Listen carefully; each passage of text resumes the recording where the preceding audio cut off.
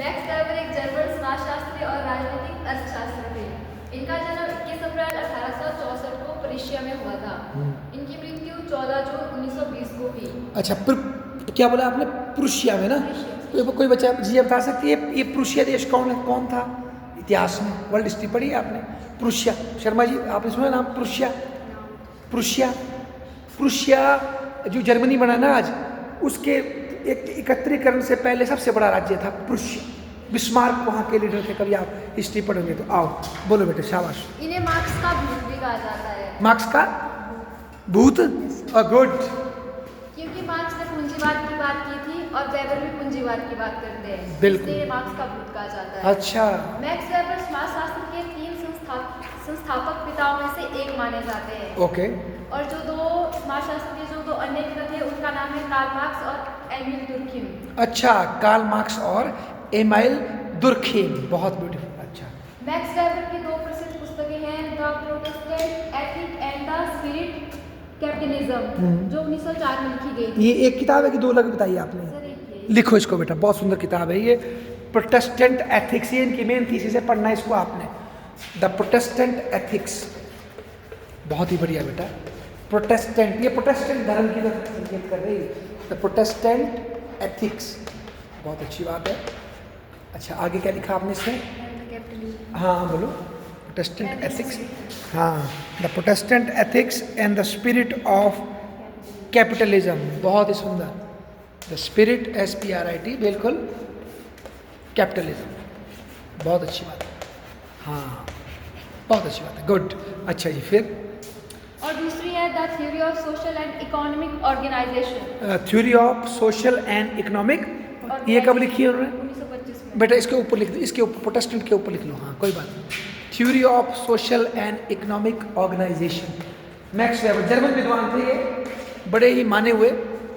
Theory of social and economic organisation,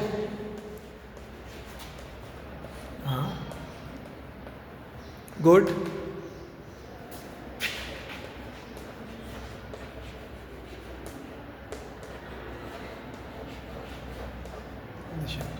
बहुत ही सुंदर, गुड। 1925, गुड। अच्छा देखो, और जो इनकी अन्य किताबें हैं वो है द रिलीजन ऑफ चाइना, जो 1916 में लिखी गई, द रिलीजन ऑफ इंडिया, जो 1917 में लिखी गई। ये पार्ट है स्पिरिट ऑफ कैपिटलिज्म के। इकोनॉमी एंड सोसाइटी, ये पार्ट किसके, दोनों किसके पार्ट हैं ये? स्पिरिट ऑफ, ठीक है। देखो बेटा, आपने ये किताब पढ़ी, थोड़ी सी नेट से पढ़ा इसके बारे में? मैं बताता हूँ, देखो सुनो। इसमें पता है इसने क्या बोला?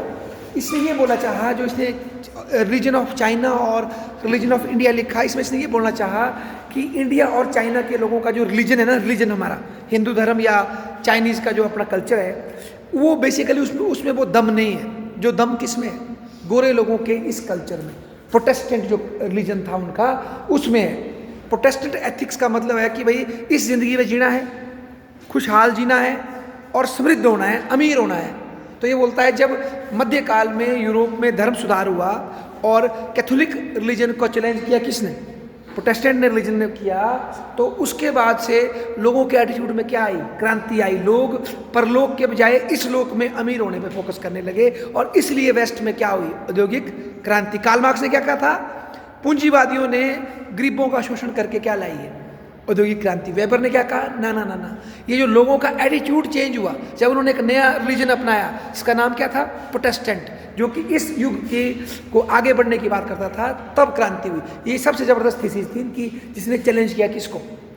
कार्ल मार्क्स के, उसको चुनौती दी थी ना। आगे बोलो बेटा, शाबाश। समाजशास्त्र, मार्क्स वेबर के अनुसार समाजशास्त्र क्या है? समाजशास्त्र एक विज्ञान है जो सामाजिक क्रिया की तथ्यात्मक समझ प्राप्त करने का प्रयास करता है, ताकि उसके प्रभाव और प्रभावों का कारणात्मक स्पष्टीकरण किया जा सके। समाजशास्त्र को व्याख्यात्मक एवं अंतर्निरीक्षणात्मक विज्ञान बनाने पर इन्होंने बल दिया। किसके बनाने का? व्याख्यात्मक एवं अंतर्निरीक्षणात्मक। अच्छा, लिखो बोला इसको, 2 शब्द लिखो बोला बेटा, तो लिख लो। व्याख्यात्मक को क्या बोलेंगे इंग्लिश में बच्चों? एक्सप्लेनेटरी। एक्सप्लेनेटरी है ना, व्याख्यात्मक। शाबाश बेटा। इन्होंने क्या बनाया अपने टॉपिक को? व्याख्यात्मक। एक्सप्लेन, इंपीरिकल तो नहीं हो ना, व्याख्यात, एक्सप्लेनेटरी। दूसरा क्या बोला बेटा? अंतर, अच्छा अंतर निरीक्षणात्मक, ये मुझे इंग्लिश नहीं आई थोड़ी, आपको आती इसकी इंग्लिश? अंतर निरीक्षणात्मक। अच्छा, हम पता क्यों पढ़ रहे हैं वेबर को, पता है ना आपको? क्योंकि ये भी फादर ऑफ पॉजिटिविज्म में से एक है, पॉजिटिविज्म लाने के लिए जिम्मेदार है ये बंदा, अगस्त कामटे के साथ। आगे बोलो बेटे, शाबाश। इनको व्याख्यात्मक समाजशास्त्र का जनक भी कहा जाता है। अच्छा, इन्होंने मूल्य विमुक्त समाज की अवधारणा प्रस्तुत की थी। इन्होंने किसकी? मूल्य विमुक्त समाज की अवधारणा। ओके, इन्होंने भी वैल्यूलेस सोसाइटी की बात की, जिसमें कोई वैल्यू इंपोज नहीं करनी है। ओके, आगे बोलो बेटा। इन्होंने सामाजिक स्तरीकरण के आधार को 3 भागों में विभक्त किया था। अच्छा, जिसमें क्लास, स्टेटस और पावर आती है। अच्छा, समाज में 3 वर्ग होते हैं ना, क्लास, स्टेटस और पावर। ओके, मतलब क्लास को आर्थिक वर्ग कहा गया है। यह व्यक्ति की आर्थिक स्थिति, धन संपत्ति और बाजार में उसकी स्थिति पर आधारित होता है। गुड। और जो स्टेटस है, प्रतिष्ठा, यह व्यक्ति की सामाजिक इज्जत, सम्मान और प्रतिष्ठा पर आधारित होता है। हाँ। यह हमेशा आर्थिक वर्ग से नहीं जुड़ा होता, हाँ। बल्कि जाति, धर्म, पेशा और अन्य सामाजिक पहलुओं से प्रभावित होता है। गुड। और पावर, राजनीतिक सत्ता, यह व्यक्ति की राजनीतिक शक्ति और प्रभाव पर आधारित होता है। पार्टियां उन समूहों को दर्शाती है जो सत्ता प्राप्त करने और उसका उपयोग करने के लिए संगठित होते हैं। अच्छा, 3 फैक्टर बताए इसने, स्टेटस, क्लास और पावर। बहुत ब्यूटीफुल। मैक्स वेबर ने इस मॉडल को मार्क्स के द्विवर्गीय मॉडल से अलग माना है। अच्छा। और यह बताया है कि समाज में वर्ग, प्रतिष्ठा और सत्ता ही स्तरीकरण के अलग अलग आधार हो सकते हैं। अच्छा, गुड। मैक्स वेबर की सामाजिक क्रिया का सिद्धांत, social action, theory of social action दी है उन्होंने। क्या दी है? जो इनकी बुक, सोशल एक्शन। हाँ बोलो बोलो। जो इनकी book the theory of social and economic organization से लिया गया। हाँ, कोई भी मानवीय गतिविधि जो दूसरे व्यक्तियों के प्रति की जाती है, जिसके साथ कर्ता अपना व्यक्तिनिष्ठ अर्थ प्रदान करता है और जो अन्य व्यक्ति के भूत, भविष्य और वर्तमान से प्रभावित होती है, उसे इन्होंने सामाजिक क्रिया कहा है। फिर से बोलो, बहुत ब्यूटीफुल बोला आपने। कोई भी मानवीय क्रिया, कोई भी मानवीय गतिविधि जो दूसरे व्यक्ति के प्रति की जाती है, जिसके साथ कर्ता अपना व्यक्तिनिष्ठ अर्थ प्रदान करता है और जो अन्य व्यक्तियों के भूत, भविष्य और वर्तमान से जुड़ी होती है। व्यक्तिनिष्ठ क्या हो बच्चों, कोई बोलेगा हिंदी इंग्लिश में? सब्जेक्टिव या ऑब्जेक्टिव? व्यक्तिनिष्ठ, सब्जेक्टिव। मेरे अनुसार भाई शर्मा जी के लिए क्या अच्छा हो सकता है, वस्तुनिष्ठ नहीं। तो जब भी हम समाज में कोई ऐसा एक्शन करते हैं जो हम अपने एंगल से सोचते हैं और समाज के लिए करते, दूसरों के प्रति करते हैं, तो वो हमारा सोशल एक्शन है। ठीक है बेटा, आगे बोलो, शाबाश। जैसे अगर कोई व्यक्ति अकेले में टहल रहा है तो वो उसकी सामाजिक क्रिया नहीं है। हाँ, लेकिन अगर वही व्यक्ति किसी धार्मिक जुलूस में शामिल होकर टहल रहा है तो उसकी सामाजिक क्रिया होगी। ब्यूटीफुल। क्योंकि उसका व्यवहार अन्य लोगों के साथ जुड़ा हुआ है। वाह। एक उदाहरण और दो, आप दो गुड़िया, कोई उदाहरण इसी तरह का, सुंदर सुंदर उदाहरण आप दो बेटिया, कोई सुंदर उदाहरण दो इस तरह का। कोई जिसे इन्होंने अकेले टहल रहा है तो कुछ नहीं, पर औरों के सामने जा रहा है जुलूस में, तो सामाजिक एक्शन है। बताओ जरा। क्योंकि जब कोई व्यक्ति अकेले में टहलता है तो वो उसके व्यक्तिगत, मतलब कि उस तक ही निर्धारित होती है जो प्रक्रिया। और जब वो एक समाज में जाता है, लोगों के बीच कुछ कार्य करता है, तो वो सामाजिक क्रिया हो जाती है। ठीक है, गुड। सामाजिक क्रिया की आवश्यक तत्व, हाँ, अर्थपूर्णता। सामाजिक क्रिया वो होती है जो व्यक्ति द्वारा किसी अर्थ या उद्देश्य के साथ की जाती है। यह केवल एक यांत्रिक प्रतिक्रिया नहीं होती, बल्कि उसमें व्यक्ति का एक उद्देश्य भी निहित होता है। अच्छा। जैसे डॉक्टर बीमारी ठीक करता है तो बीमारी उसका एक उद्देश्य है। हाँ, व्यक्तिगत अभिप्रेरणा, वेबर के अनुसार सामाजिक क्रिया तब होती है जब व्यक्ति किसी विशिष्ट उद्देश्य या भावना से प्रेरित होकर कोई कार्य करता है। अच्छा। एग्जाम्पल के तौर पर अगर कोई व्यक्ति दान करता है तो वो दूसरों की मदद करता है, दूसरों के प्रति सहानुभूति व्यक्त करता है। अन्य लोगों से संबंध, सामाजिक क्रिया में केवल व्यक्ति का उद्देश्य नहीं बल्कि दूसरे लोगों से उसका संबंध भी महत्वपूर्ण होता है। क्रिया तभी सामाजिक कहलाती है जब वो अन्य लोगों के व्यवहार को ध्यान में रखते हुए की जाती है। अच्छा। सामाजिक संदर्भ, वेबर के अनुसार सामाजिक क्रिया हमेशा किसी विशिष्ट सामाजिक संदर्भ या परिस्थिति में होती है। उदाहरण के तौर पर शिक्षक का पढ़ाना एक सामाजिक क्रिया है क्योंकि यह छात्रों के सीखने से जुड़ा होता है। भारत में नमस्ते करना एक सामाजिक क्रिया है क्योंकि यह सांस्कृतिक परंपरा से जुड़ी है। वेबर के सामाजिक क्रिया को 4 प्रकारों में वर्गीकृत किया गया। ओके। परंपरागत, भावात्मक, मूल्ययुक्त और उद्देश्यपरक। वाह। परंपरागत परंपराओं और रीति रिवाजों पर आधारित क्रिया है, जैसे प्रथा, परंपरा, बड़ों के पैर छूना और शादी की रस्में। ठीक है। जो भावात्मक है वो भावनाओं से प्रेरित होकर की जाती है, जैसे प्रेम, क्रोध, ईर्ष्या और घृणा। जो मूल्ययुक्त है वो नैतिक मूल्यों और सिद्धांतों पर आधारित है, जैसे सहयोग करना, सहायता, देश रक्षा। उद्देश्य पर किसी लक्ष्य को प्राप्त करने के लिए की जाने वाली तार्किक क्रिया, जैसे नौकरी लगने हेतु प्रतियोगी परीक्षाओं की तैयारी करना। मैक्स वेबर के अनुसार सामाजिक क्रिया वह क्रिया है जो अर्थपूर्ण हो, किसी उद्देश्य से प्रेरित हो और अन्य लोगों से संबंधित हो और किसी सामाजिक संदर्भ से की जाए। बिल्कुल। सामाजिक क्रिया समाज की संरचना को बनाती है और प्रभावित करती है। शाबाश बेटा। और इनकी दूसरी अवधारणा है आदर्श प्रारूप। अच्छा, मैक्स वेबर ने आदर्श प्रारूप, इसको लिखो बेटा, ये बच्चों को पता होना चाहिए। आइडल टाइप लिखो, आइडल आदर्श प्रारूप लिखो, पढ़ने वाले बच्चों इसके बारे में। आइडल, IDEL कोई बात नहीं पढ़ेंगे। आइडियल टाइप TYP, क्या बोला आपने हिंदी में इसको? आदर्श प्रारूप। आदर्श प्रारूप क्या है? पढ़ो बेटा, शाबाश ना। क्या होता है? गुड, बताओ आप पहले। प्रारूप, आदर्श प्रारूप, शाबाश। मैक्स वेबर ने आदर्श प्रारूप को अध्ययन पद्धति के रूप में लिया है। अच्छा। इसके विपरीत कॉम्टे कॉमेट अगस्त कॉम्टे, हाँ बोलो बोलो। और दुर्खीम ने प्रत्यक्षवाद को अध्ययन पद्धति के रूप में लिया था। अच्छा रुको, कॉम्टे और दुर्खीम बोलते हैं, डरखाइम जिसने सुसाइड पे लिखा है, वो बोलता है जो सुसाइड है ना, ये सोशल एक्ट है। अगर कोई बंदा बंद कमरे में फाई लगाता है, लगाई तो खुद मैंने, पर क्यों लगाई? क्योंकि समाज की नज़रों में मेरे को चुभ रही है, तब मैंने फांसी लगाई है। मतलब इनडायरेक्टली समाज ही मेरे को मारने में जिम्मेदार है, क्योंकि ऐसे थोड़ी मर रहा मैं इसलिए मर रहा हूँ कि जिस समाज में मैंने जीना था उसकी नज़रों में मैं क्या हो गया, और मेरे पास इतनी हिम्मत नहीं है कि मैं अब खड़ा हो सकूँ ना। तो वो बोलता है, तो ये दुर्खीम और कॉमेट बोलता है प्रत्यक्षवाद है ना, जिसको आप टेस्ट कर सकते हैं। और ये बोलता है आइडियल टाइप, कि भाई इसे इसका पढ़ा है आपने, आगे तो बता दो आप पहले क्या होता है। यह एक विश्लेषणात्मक उपकरण है जिनका उपयोग समाजशास्त्र और सामाजिक विज्ञानों में वास्तविक घटनाओं को समझने और उनकी तुलना करने के लिए किया जाता है। गुड। यह वास्तविकता का सटीक प्रतिबद्ध नहीं है, हाँ। बल्कि इसे सामाजिक घटनाओं को समझने के लिए एक आदर्श मॉडल के रूप में विकसित किया जाता है। अच्छा, फिर से बोलो। ये वास्तविकता का प्रतिबंध नहीं है, नहीं है, ठीक है, बल्कि इसे सामाजिक घटनाओं को समझने के लिए एक आदर्श मॉडल के रूप में विकसित किया जाता है। गुड। कोई बच्चा देगा आइडियल टाइप का उदाहरण? जैसे मान लो अगर आप कास्ट का कॉन्सेप्ट बोले, तो वो कोई एग्जैक्ट कास्ट का व्यवहार सब जगह सेम थोड़ी है बेटा, पर एक टूल बनाया है आपने आइडियल टाइप समझने के लिए। जैसे हम बोले नारी, ठीक है, तो क्या सब जगह नारी सेम तरह से उसका रोल है समाज में? फर्क होगा ना परिवार में भी, पर हमने एक उसको समझने के लिए एक वो बनाया हुआ है आइडियल टाइप। वो सच्चाई नहीं है, पर आपको समझने में क्या करती है? हेल्प करती है। ये होता है आइडियल टाइप। उसका एग्जाम्पल और देख सकते हैं आप। बोलो बिटिया, और बोलो, शाबाश। यह एक अवधारणात्मक निर्माण है जिसमें किसी सामाजिक संरचना के विशिष्ट और महत्वपूर्ण लक्षणों को सम्मिलित किया जाता है। बेटा आप खोलो। अच्छा, फिर गुड। इसका उद्देश्य सामाजिक घटनाओं का तुलनात्मक अध्ययन और व्याख्या करना है, हाँ। ताकि वास्तविक दुनिया में उनके कार्य करने के तरीके को बेहतर तरीके से समझा जा सके। वाह, क्या बात। और इन्होंने एक और सिद्धांत दिया है शक्ति और सत्ता का। सामाजिक संबंधों में जब कोई व्यक्ति दूसरे के प्रतिरोध के बावजूद भी अगर कोई अपनी इच्छा या बात को पूरा करवा लेता है, तो उसकी शक्ति है। अच्छा, मतलब जैसे दूसरा मना कर रहा है, तभी जबरदस्ती आप उस चीज को प्राप्त करेंगे तो वो आपकी शक्ति है। गुड। और शक्ति के इन्होंने दो प्रकार बताए हैं, एक है वैधानिक शक्ति और एक है अवैधानिक शक्ति। अच्छा, मतलब वैधानिक शक्ति वो शक्ति होती है जो सामाजिक व कानूनी रूप से स्वीकार्य होती है, और जो अवैधानिक है वो ना सामाजिक रूप से स्वीकार्य होती है और ना ही कानूनी रूप से। शाबाश। जो वैध शक्ति है उसी को उन्होंने सत्ता बोला है। अच्छा, जिस शक्ति को समाज मानता है वो सत्ता है। गुड। अर्थात जब वैध शक्ति को वैधानिकता प्राप्त हो जाती है तो वो उसे सत्ता कहा जाता है। वाह।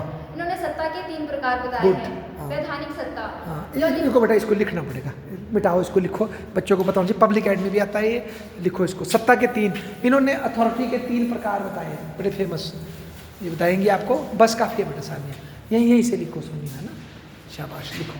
3 प्रकार, कौन कौन से प्रकार है सत्ता के? ये लो, यहाँ से पढ़ सकते हैं आप अगर भूल गए हो तो।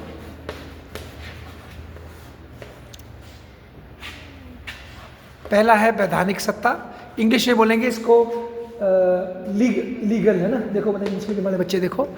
दूसरे को बोलेंगे ट्रेडिशनल, परंपरागत सत्ता। ओके, थर्ड क्या है? करिश्माई, बिल्कुल, क्रिज्मेटिक, चमत्कारी, करिश्माई सत्ता। 3 तरह की सत्ताएं होती हैं समाज में, ऐसा बोलता है मैक्स वेबर। ठीक है, आप बाकी चैट जीपीटी पे भी देखो। शाबाश बेटे, आगे बढ़ो। वैधानिक सत्ता जो लिखित और लिखित नियमों और कानूनों पर आधारित होती है, जैसे संविधान से निकलती है ना। शाबाश। और परंपरागत सत्ता यह परंपरा के रीति रिवाजों पर आधारित होती है, जैसे राजशाही, जातिगत नेतृत्व, पिता या फिर कबीले का। रुको, हमारे गांव में कौन सी परंपरागत सत्ता है? बताओ, जिस गांव से आप आते हो वहाँ कौन सी परंपरागत सत्ता है जिसे लोग पावर लेते हैं? कौन है? क्या नाम है माता का, देवते का?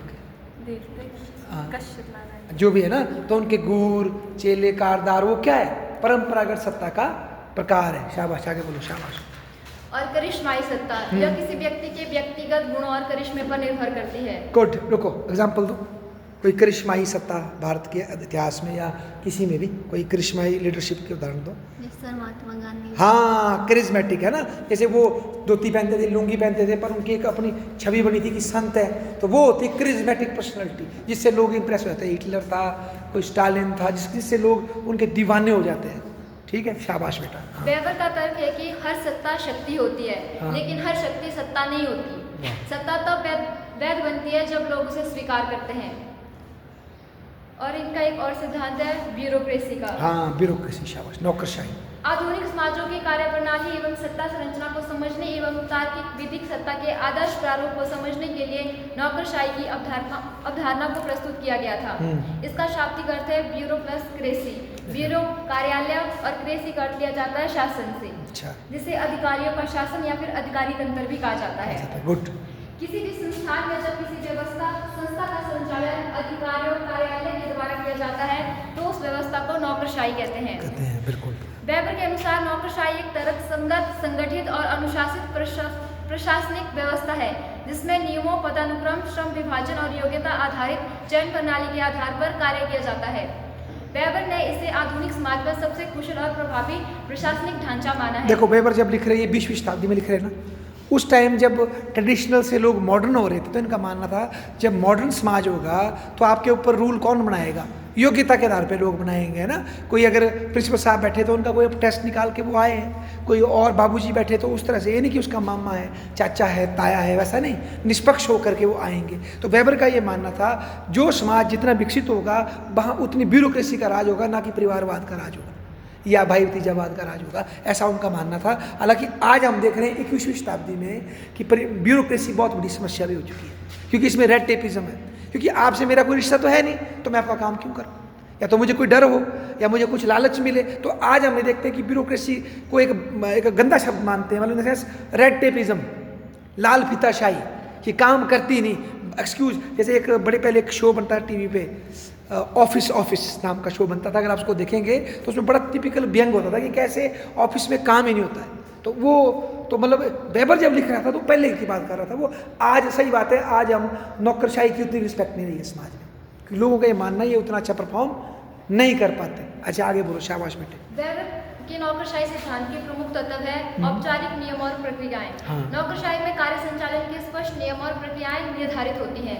यह नियम सभी कर्मचारियों पर समान रूप से लागू होते हैं, जिसमें निष्पक्षता और स्थिरता बनी रहती है। और दूसरा है पदानुक्रम। संगठन में स्पष्ट श्रेणीबद्धता होती है जिसमें हर कर्मचारी को अपने से उच्च अधिकारी के प्रति जवाबदेह बनाया जाता है। बिल्कुल। और तीसरा है विशिष्टता। प्रत्येक कर्मचारी की जिम्मेदारी और कार्य क्षेत्र स्पष्ट रूप से निर्धारित होते हैं। बिल्कुल। श्रम का विभाजन दक्षता और उत्पादकता को बढ़ाता है। अब देखो ये कैसे नुकसान करता है आज। मान लो मैं पीएन हूँ, मेरा काम है पोछा मारना, स्वीपर नहीं हूँ मैं, तो मैं अगर बाहर पानी गिर गया मैं पोछा नहीं लगाऊंगा। टॉयलेट से पानी लीक हो रहा है तो मैं उसको साफ नहीं करूँ, क्योंकि मैं क्या हूँ, मैं पीएन हूँ, स्वीपर थोड़ी हूँ मैं। ठीक है, मैं टीचर हूँ तो मैं पढ़ाऊंगा, पर अगर डेस्क को रिपेयर करने मैं नहीं करूँगा, क्योंकि उसके लिए पीएन आएगा। तो ये इससे क्या हो रहा है, कई बार वो पूरा काम नहीं हो पा रहा, लोगों ने अपना काम कर दिया, बस रुक गए, उसके आगे नहीं मैं करूँगा क्योंकि मेरा काम नहीं, उसके आगे और जाने। तो ये दिक्कत भी है मॉडर्न टाइम में इसमें। ठीक है ना, आगे बोलो, शाबाश। अवैयक्तिक अवस्था, व्यक्तिगत भावनाओं और रिश्तों से प्रभावित हुए बिना सभी निर्णय नियम तर्क संगत आधार पर लिए जाते हैं। सही बात। इससे पक्षपात और भ्रष्टाचार की संभावना कम हो जाती है। नंबर 5, योग्यता पर आधारित भर्ती। कर्मचारियों की नियुक्ति और पदोन्नति उनकी योग्यता और क्षमताओं पर आधारित होती है, न कि व्यक्तिगत संबंधों या राजनीतिक प्रभाव के आधार पर। सही बात है। इसके लिए परीक्षा और अन्य निष्पक्ष तरीकों का उपयोग किया जाता है। नंबर 6, दस्तावेजीकरण। संगठन के सभी निर्णयों और कार्यवाहियों को लिखित रूप में दर्ज किया जाता है, जिससे पारदर्शिता बनी रहती है। यह रिकॉर्ड भविष्य के संदर्भ और उत्तरदायित्व के लिए आवश्यक होता है। और जो इसके लाभ है वो है स्थिरता और पूर्वानुमान। क्योंकि नौकरशाही नियमों और प्रक्रियाओं पर आधारित होती है, यह प्रशासन में स्थिरता और पूर्वानुमान क्षमता प्रदान करती है। ठीक है। दक्षता, श्रम विभाजन और योग्यता पर आधारित प्रणाली संगठन के कार्य को अधिक कुशल बनाते हैं। निष्पक्षता, व्यक्तिगत पक्षपात से बचने के लिए निर्णय नियमों और तर्कसंगत आधार पर लिए जाते हैं। और इसकी आलोचना, यह अत्यधिक औपचारिकता और कठोरता, नियमों का अत्यधिक पालन प्रशासन को जटिल और धीमा बना सकता है। रचनात्मक और लचीलेपन की कमी, इसकी कठोर संरचना कर्मचारियों की नवाचार क्षमता को सीमित कर सकती है। और लालमिताशाही, नौकरशाही में कई स्तरों से होकर गुजरने वाली प्रक्रियाएं निर्णय लेने में अनावश्यक विलंब कर सकती है। धन्यवाद, बजाओ ताली बहन के लिए। इन्होंने